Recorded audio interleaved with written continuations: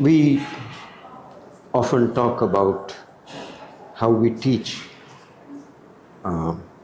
in a school of architecture, and we give it a big word called pedagogy. Now, the word comes from the Latin for the slave who used to take the children to school. He was known as the pedagogue. So the first question that will arise is whether we still want pedagogues in the 21st century. Do we want the young people who are being taken into a field of learning to be driven by a slave, that is the man or woman who is teaching them? Is a slave of what? Is one question which has always bothered me.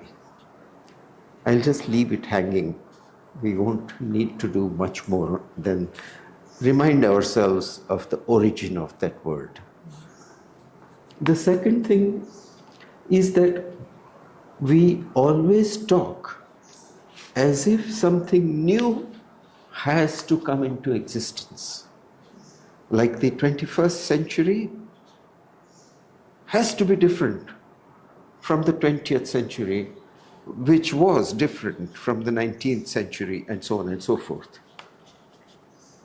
Now, human beings are one of the species on Earth which have been around for a very short time, a few million years, whereas the Earth has existed for thousands of millions of years. And that change of one century to another, is that really something that should take up all our attention? Or should we be thinking also of the things that remain constant? And I think in thinking about the new, we are following what the market wants us to do. Where does the urge for having utterly new things all the time, where did it come from? First of all, it requires you to have a completely linear version of time which moves in a straight line.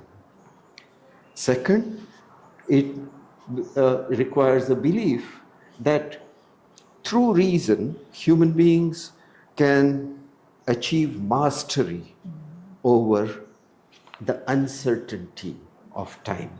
That means time becomes manageable. With that is woven in the belief that there are advanced and primitive cultures.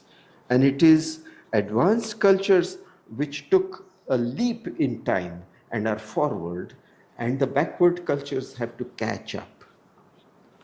And the fourth thing is, all of this is only possible if we think of the world as a competitive thing in which one has to sell oneself. So something new all the time has to be created in order to sell oneself.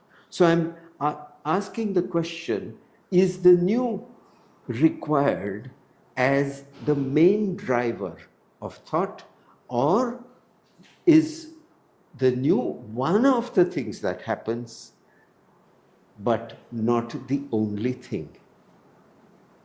So with these two questions, I would frame the whole question of pedagogy, or the whole question of learning process.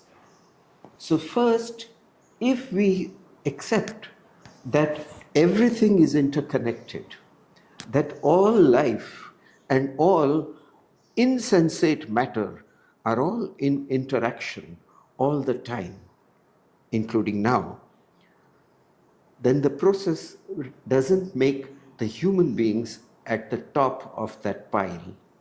And if then all are interacting, are playing out within the processes that are happening, then you've got a different model of how to look at the world. And that model requires you to think of the interconnectedness of all things. Then you don't make a difference between life and non-life, or consciousness and non-consciousness, because all of it is participating in this world. And it is this sense of participation which is really the task of learning.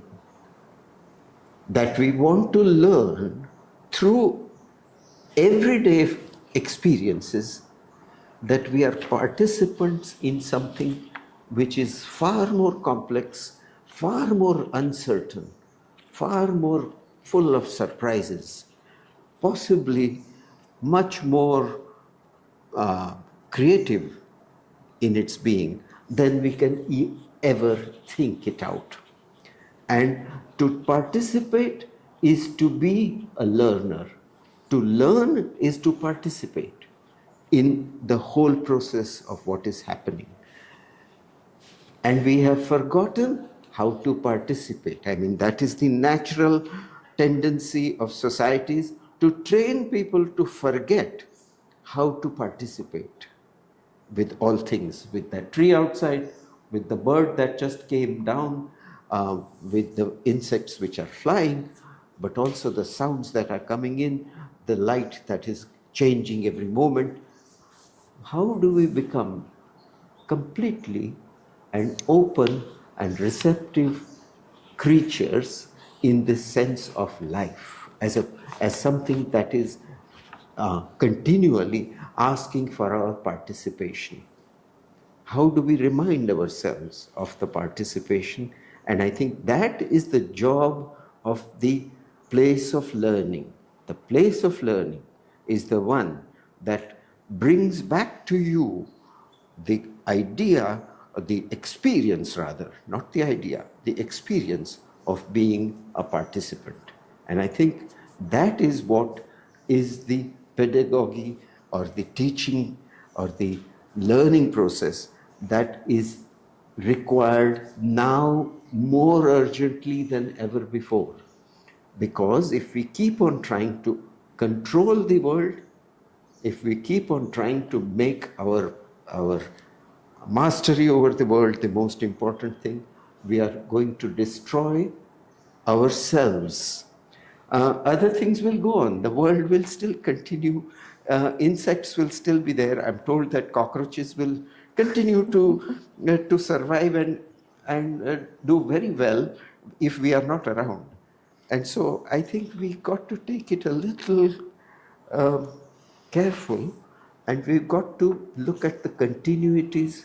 We've got to look at time as something that is not going in a straight line towards better and more improved kind of advertising slogans, but it is something which is all the time proliferating, emerging, subsiding, moving out and in again. So I think I'll leave it at that. Good. I'll continue, I think, with some thoughts which might connect last year's symposium to this year's topic as well. And last year, you all talked about emerging landscapes, right? And you looked at the multifaceted meanings, understandings and concepts of the world that we live in, and what happens around us. So I want to connect this year's themes to last year's, which also sought out cities as spaces of hope. No? So let's put place maybe also, and locations and the spaces around us maybe into this discussion. It's maybe about where we learn, with whom and how we learn. Last year you also talked about empowerment and resilience. And what brings these two topics together for me, the common denominator, if you wish, is maybe us also, Yes. as humans, but also many more than human actors, and you've already mentioned that in your talk, who have shaped and maybe continue also to shape our surroundings, our environments.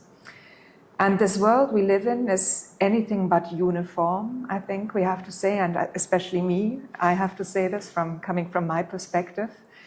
Is anything but uniform or random. Not everyone has the same agency, not everyone has the same ethics or ideologies, not everyone has the same privilege. And I think this comes back also to participation, maybe also when we talk about this in a minute. And some of that does not rely on privilege at all, not at all, but other forms might. But all of it plays out in space, no? Regardless of whether it's to do with sound or the tree or your city or the buildings you live in or the cities you move through. And what we also have to say is that maybe historic disparities also remain inscribed also in today's spaces, and are often, of course, or have become sites of violent struggles. And rightly so. And this plays out in present wars. We have to talk about that, I think, as well, when we talk about pedagogies or learning, unlearning, whatever it might be. But we also see it played out in struggles for clean air, clean water, housing, sanitation, education, and much more. And that's, I think, similar fights playing out differently in different locations, but similar fights in many countries.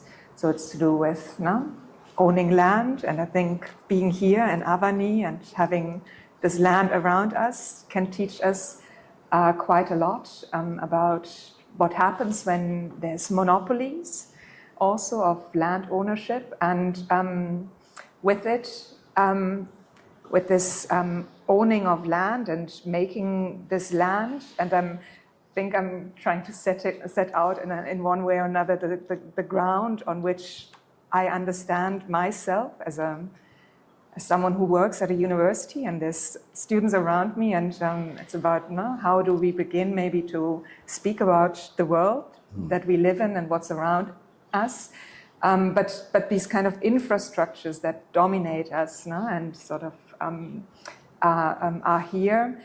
And infrastructures maybe also being a funny word because it sounds so technical, and it promises modernity, it promises connection, it promises progress in so many ways. It's almost soft infrastructure. It doesn't sound very violent at all. But I think looking at the world around us, it's very hard to disguise any longer that all these struggles continue here also today. And we see it now we talked about roads this morning, and about which roads will be done first and which neighborhoods get the beautiful pavements, and whether we can actually pay for the replanting of a tree and so on and so forth. So all of these things have never been merely technical or abstract or indeed fair decisions. And I think this is when we talk about participation again in many different ways, because we also have to see how I think some of these things become fairer, more just, and so on and so forth. So in fact, past powers made and present powers continue to make moves, building infrastructures which serve those powers. So again, this is beginning to maybe outline this pedagogy. And when I spoke last year, I talked quite a bit about the systems, people, and organizations that have guzzled up, you could say, and continue to guzzle up common good and common wealth in a way. I quoted Catherine Gibson and her disbelief about how knowing what we know today, a few continue to reproduce exactly those same patterns that got us into the situation, into the mess we are in. So one where planetary and social systems are under so much stress that there is more than urgent need to shift gear.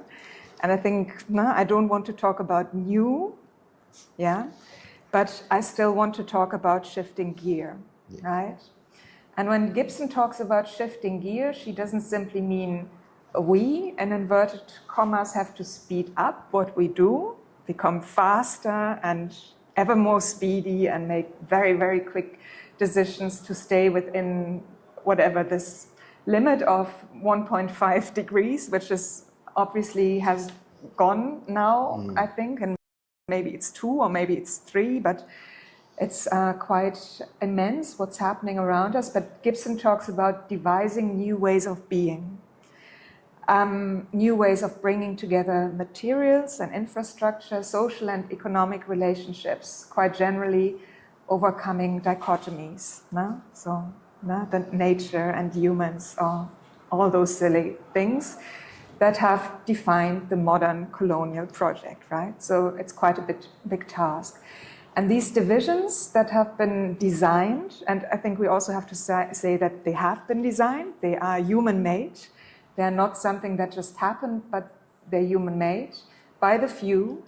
They no longer hold, and I think you mentioned that, talked about that as well. They're no longer useful. In fact, they are downright damaging. And to overcome how and who is not an easy task. It's certainly not an easy task for educational institutions. It's not an easy task for citizens at all, because it's complex also.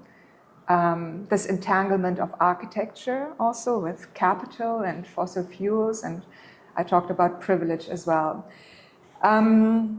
Looking at this world, it's very hard sometimes to not see also the spaces of resistance, of rebellion and hope, because this beast of the city is very much and very often so oppressive, right?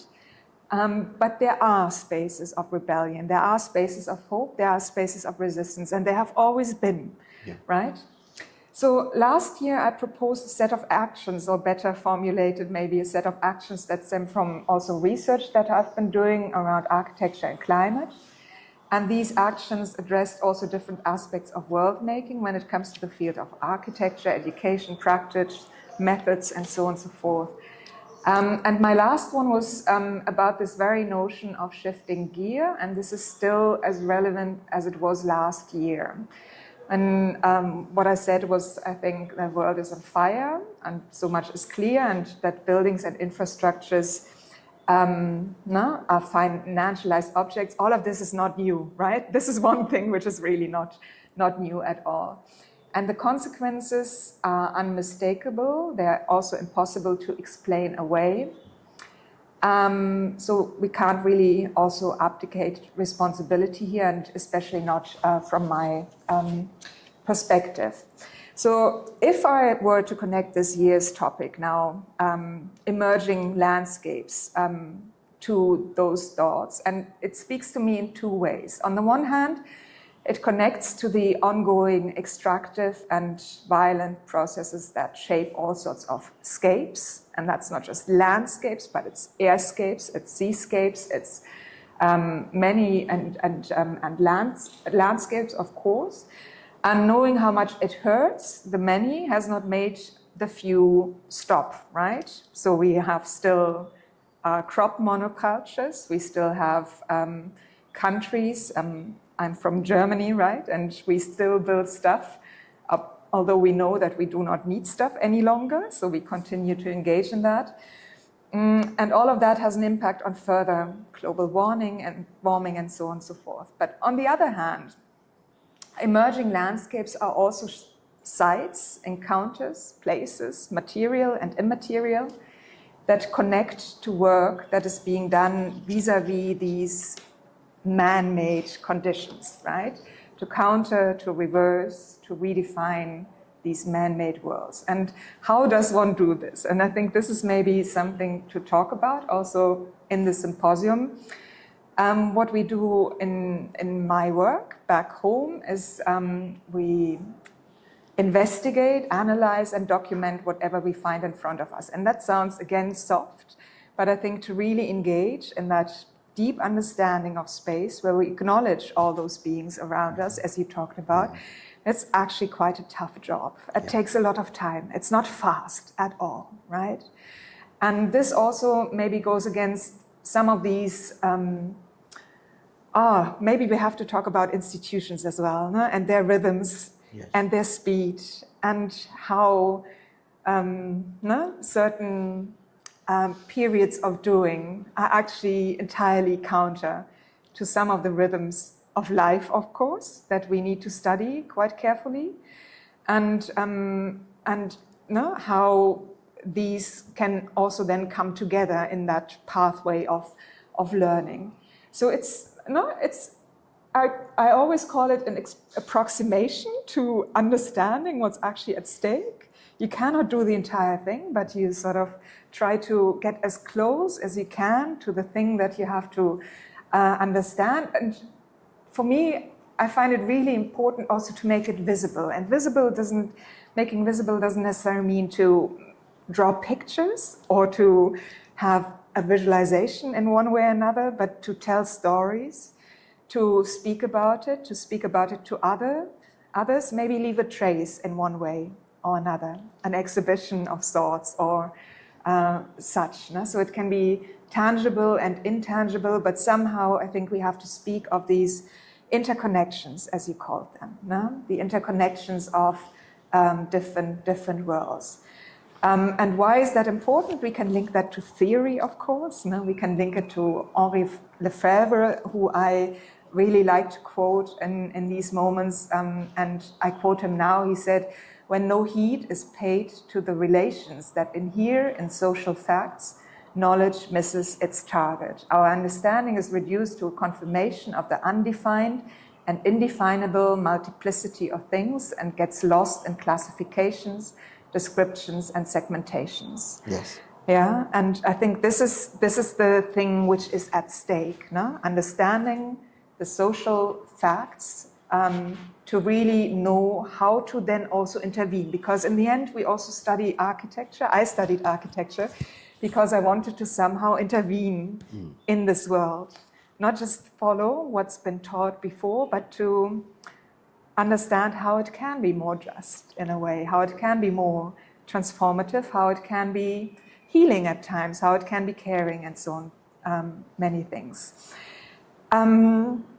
So following this, one could maybe also say that only when we have a maybe good grasp of a situation can we begin to truly understand.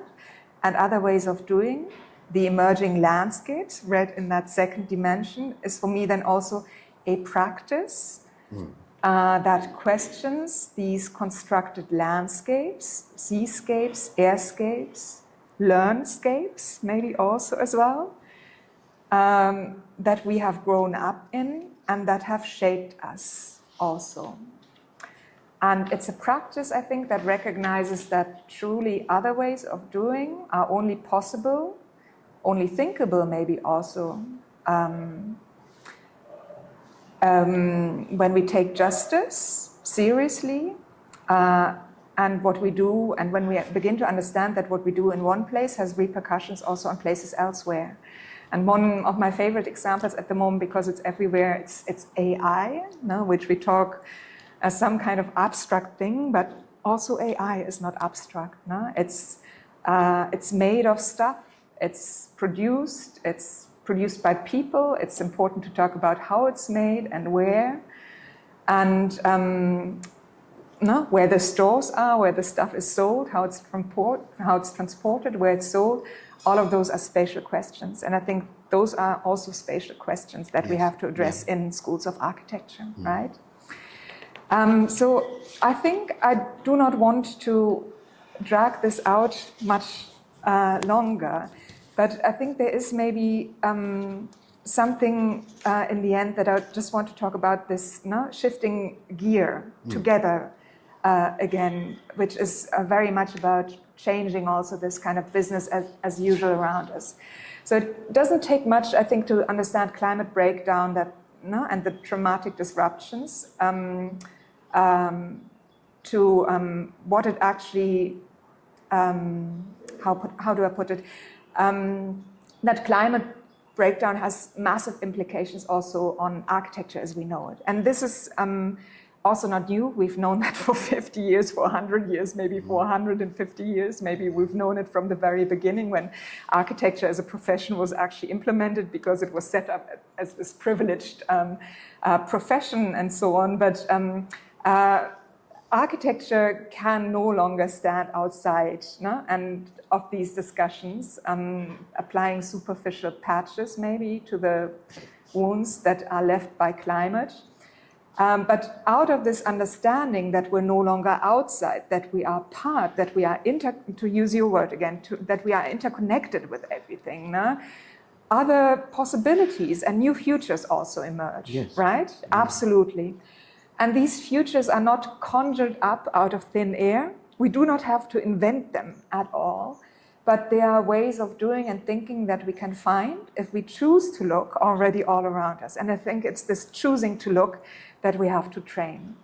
We built these other architectures with the help of ecofeminists and economists who offer also revised interpretations with everyone around us, really, and everything around us. It's not just humans. And with those who work with the contingency and maybe other modes of time and not the linear mode of time that you already mentioned, so that different routes are allowed to emerge from very situated contexts rather than imposing this universal linear rule.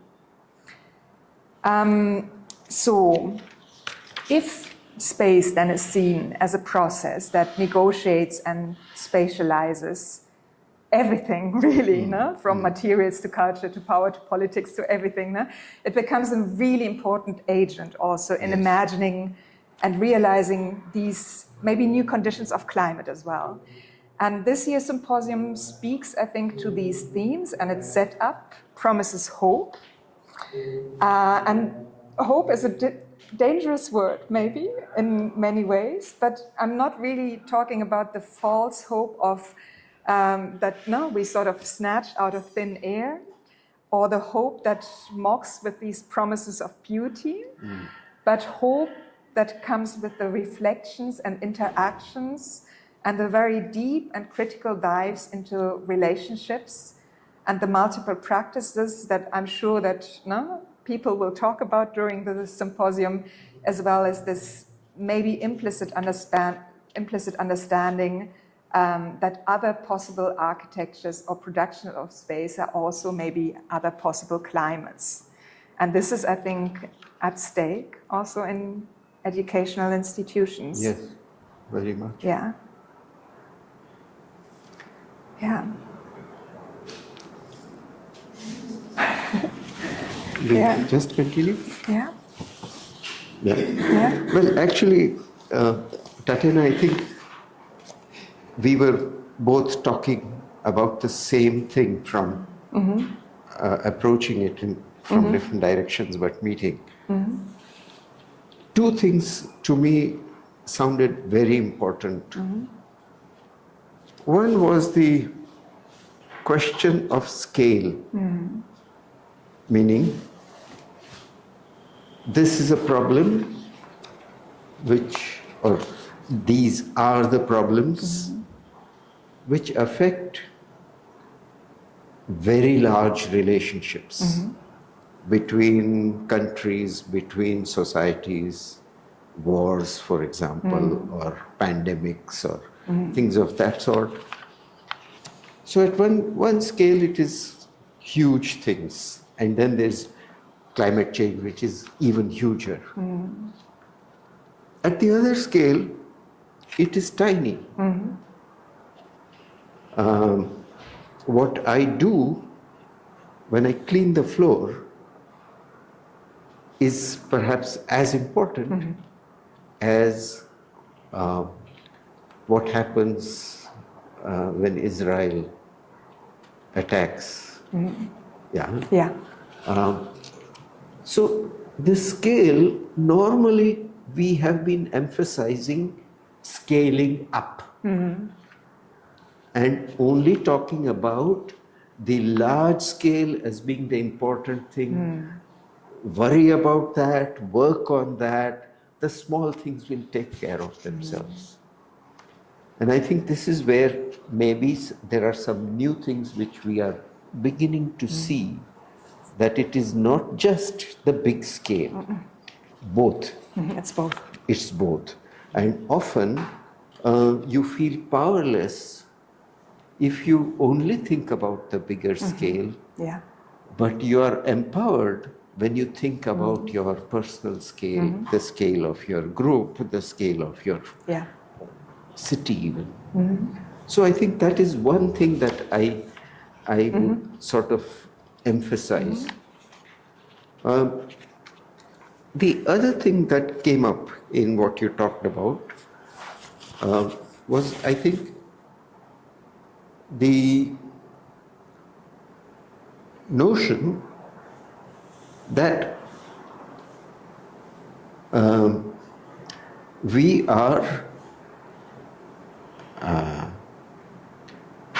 are capable of responding. I think that's very important thing that you said, because normally now we are in such a state that we are all the time pessimistic, we are defeated. And I think it's very important that the school and the place of learning not be a place of being defeated, but it is the place from where something positive can radiate out, because society at large is not radiating. Yeah. And I think this is really important. And so out of what you talked about, these 2 points to me seemed very important. Yeah. I would go back to the interactions, I think, that you talked about. Yes. I would totally agree. It's for very long it's been like these big powers, no? And we've been held small as well by those, no?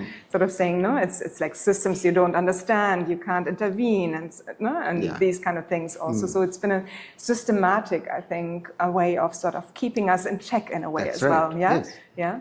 And what we're beginning to see with also more research and more educational institutions like this coming up is that no, that's not it, right? We have to understand our individual powers to intervene and to understand these interactions, right? We have quite a lot of, you mentioned learning, no? But we also have quite a lot of unlearning to do. Yes. No? Yeah. And I think when you talk, especially when you talked about participating with a tree, with a sound, with water, and we can add so many different things to this. This is something we actually know how to do when we're very little, and we all know how to do it. Yes. But we unlearn it. We are being unlearned in schools and in primary schools all the time, because it's not seen as valid knowledge, right? Yeah. So I guess the job to do it here is good, but I think in a way we also have to see that we move that kind of that we manage that kind of learning much earlier, so that we don't unlearn and learn and then have to unlearn again, and so it's a funny circle. So I agree. I think scaling up you talked about, and again this is interesting.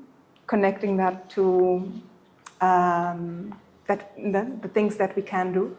I think we can scale, but not scaling up, scaling wide. Yeah, right? Yeah? Scaling flat. Right? Yes, and reach. And reach. No? Yes. Sort of you can understand sort of nodes and systems, and how you can sort of have decentralized nodes, I think, that then have networks of connections, and support each other, learning from below, actually. And this is, I think, how, and we can look at social movements again, but this is how they build, right? Yeah. So this is how they scaled also. But I wonder, Chaya, because there is also a need for institutions, to intervene and to work with, I guess. Yes. Right? Yeah. So how do we build up these kind of relationships? I wondered, no, how when you talked about I cannot go to my mayor back in my hometown and say, I have to learn with the trees now, right? We have to listen to the wind. Or I can't go to Volkswagen and say, look, this is what we have to do. No? How do we bridge, no? What we actually know has to be done with the powers that we still have in place? Well, don't you think that we have known of ways of doing it? For example, through myth, through song, through story, we have carried through a different understanding of what it is to be in the world and conveyed it to our friends around us. Something which could not be told in words, but which could be danced, or which could be sung, or which could be played. And we created the forms of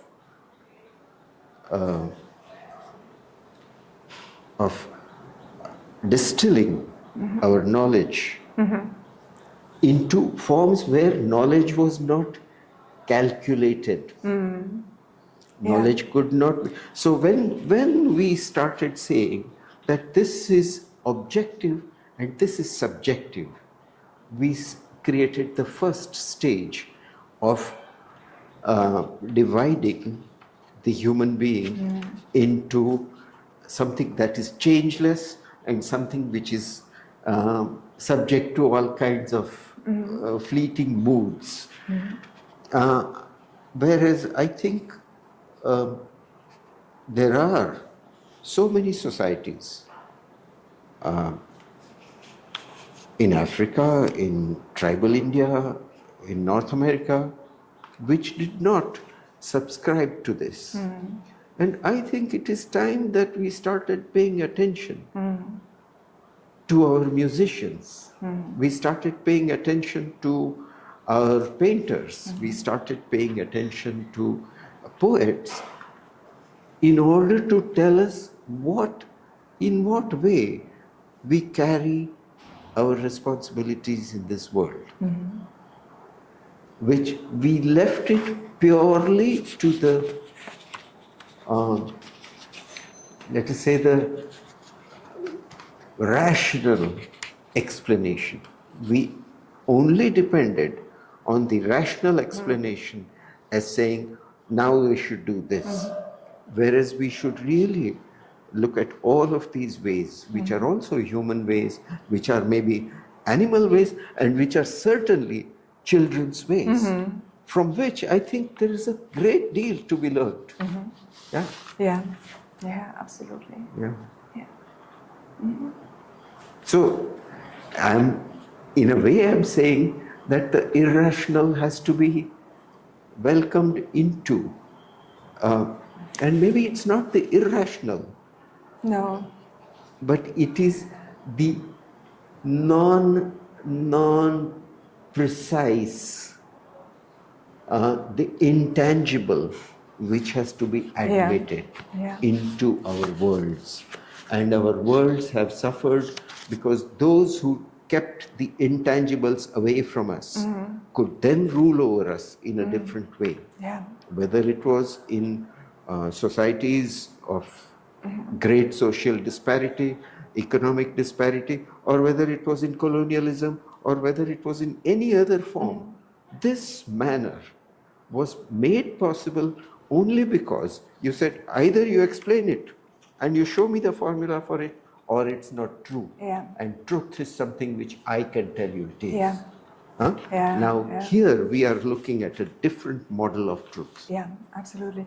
Language comes up as a really powerful thing, no? Because when you were speaking, no, we have everything, every single word, I think, that describes the other is almost sounds like an excuse, right? When we talk about the intangible, the informal, no? It's like, and I think... And then I have to use the word irrational. Irrational, right, And why is that not the rational and the other is the irrational? Why is not the what is at the moment considered to be the tangible, the intangible, and yes, the atom bomb is rational, by the way. Yeah, right. And so is Yeah. the what do they call them? These drones. Yeah. They are absolutely rational. Yeah. And it is the irrational Exactly. which may be a Yeah. little kinder. So maybe something to do, no, in architectural institutions also is to Yes. look very, very carefully at words, no? Yes. And come up with words that are other, no? That are leaving right. these kind of traditional categorizations and Yes. no? Yes. That produce these and continue to reproduce these fragmentations That's right. of space. And because no? they also affect the relationships. Like, Yeah. what is the relationship between one who is carrying so many younger people's time with her, and she's in charge of that time? What is the relationship between her and all those younger people? And that relationship is something which is torn away by the systems of putting into place. So when you are talking about institutionalization or having institutions, then the whole idea of institution becomes a different idea, more in the sense of Kant's idea of the institutions of man, Yeah. and less the idea of the institution for producing well-trained architects, for example. Yeah. And the institution is the one that frees, and not the institution is the one that trains. And I think we are really searching and searching desperately Yeah. for the form of institutions. Yeah. Yeah. Yeah. Yesterday, I was talking, and we, for a moment, we were puzzled. What happened when Doshi formed the school? And how is it that it could become an institution which had no rules?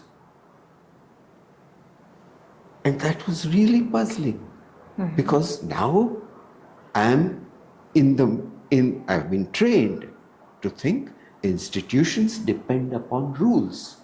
I have got to have a written curriculum. I have to have, what do you call them? They are called things that you deliver, deliverables. What are the deliverables of your subject? And it's like I'm sitting running a shop.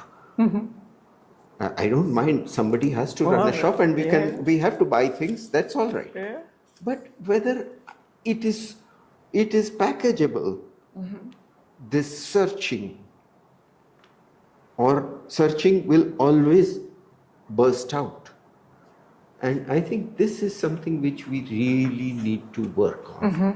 How to build the new sense of live institutions. Yeah. Yeah. I think to a certain degree we have understood how we need to approach learning, maybe, no? Yes.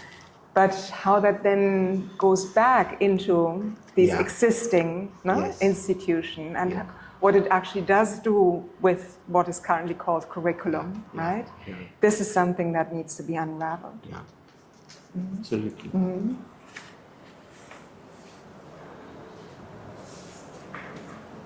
So, I want to ask a very simple question.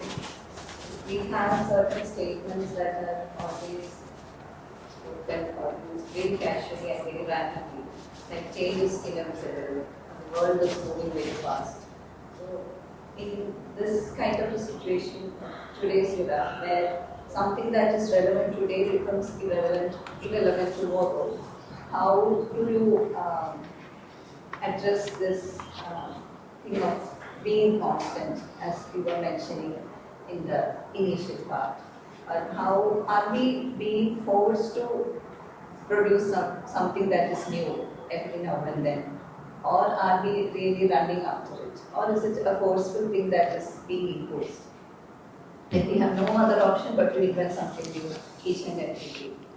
With respect to the time in which we are living. How do you write it?